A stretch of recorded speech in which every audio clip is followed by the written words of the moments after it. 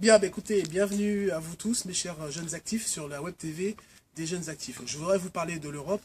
Comme vous le savez, nous aurons une campagne à mener en mai 2014 sur les élections européennes. Comme vous le savez, l'Europe aujourd'hui est un sujet qui n'intéresse pas forcément les Français et même les Brunoyens, pour la simple et bonne raison que l'Europe est très complexe, les institutions sont difficiles à comprendre. Alors, à travers ces petites vidéos, nous souhaitons simplement vous expliquer un petit peu, et très modestement, le fonctionnement de l'Europe. Alors, l'Europe a 4 grandes institutions, comme vous le savez. Le Conseil européen, qui réunit les chefs d'État européens et qui décide des grandes lignes de la politique européenne.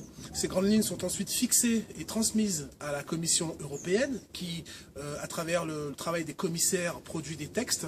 On appelle la Commission le moteur de l'Europe, car c'est elle qui produit l'ensemble des textes, notamment directives, règlements. Ces textes sont ensuite transférés au Parlement européen, en même temps au Conseil des ministres européens. Ça veut dire que les textes sont validés par une procédure de codécision entre le Parlement européen et le Conseil des ministres européens. Ils prennent une décision sur la base d'une première lecture. S'ils sont d'accord, le texte est adopté. Si jamais ils ne sont pas d'accord, ça passe en deuxième lecture.